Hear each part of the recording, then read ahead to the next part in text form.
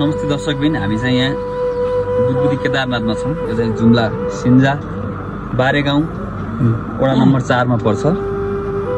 यो चाहिँ केदारनाथ पहिल्यै इन्डियाको केदारनाथ भन्दा पनि अलिक पुरापुरुकालदेखि नै यहाँ थियो भन्ने छ। र यसै बिचमा हामी हाम्रा अङ्कल हुनुहुन्छ, उहाँको नाम भन्नुहुन्छ अङ्कल? मेरो नाम खखबहादुर बुढा हो, गाउँ गोठी हो। यसै हामी 4 नम्बर वडाभित्र पर्छौँ।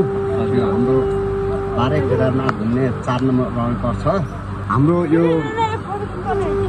शिवजीको अवतारमा कंस नदेख्न चाहेको नाथाले कालो कहिले धरती छिरेको नाथाले हाम्रो यो केदारीनाथ भनिएको, केदारीनाथ पनि भनिएको, गौत्रीनाथ पनि भनिन्छ। एउटा केही युद्ध पढ्यो, युद्ध पढेपछि कालु कैलु थिइन्।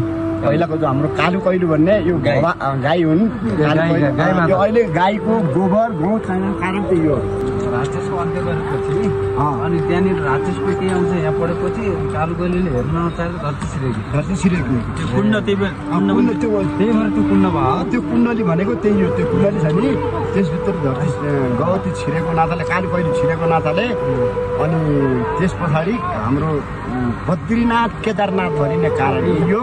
अनि 12 भाइ मष्ट 9 दुर्गा भवानी भन्नाले तिनीहरू अरू देवभित्र पर्छन्। 12 भाइ मष्ट भने हामीले पुज्ने देवता भए। सबै 12 भाइ मष्ट भने हामीले पुज्ने देवता। 9 दुर्गा भवानी भनेको ती बुइनी हुन्, 12 भाइ मष्ट हुन्। 12 भाइ मष्ट मान्ने सबै मान्ने पनि हार नुहाएर जान्छन्। सबै मष्ट हो, 12 भाइ मान्ने र 9 दुर्गा भवानी मान्ने सबैले त्यो।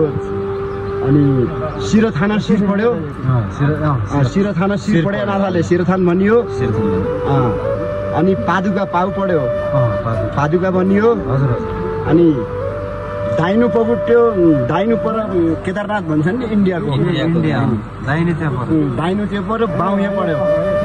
त्यो भयो राक्षसको चाहिँ राक्षसको पहिला एक।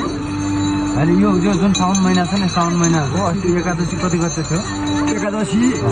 एकादशीबाट सुरु भएको होइन? एकादशीबाट सुरु हुन्छ। अब कहिले सकिन्छ यो? भोलि लास्ट हाम्रो पढासम्म सकिन्छ। बाँकी के छ उहाँलाई नै सोधौँला। पुजारीजीले भन्नुभएको हो कि है त? गाईहरूको मतलब के हो?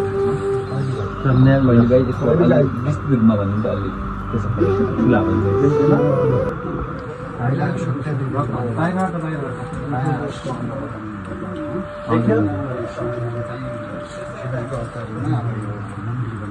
हजुर, अच्छा, शिवजीकै अवतारमा भएको हो। हजुर, शिवजीले चौथै हजुर।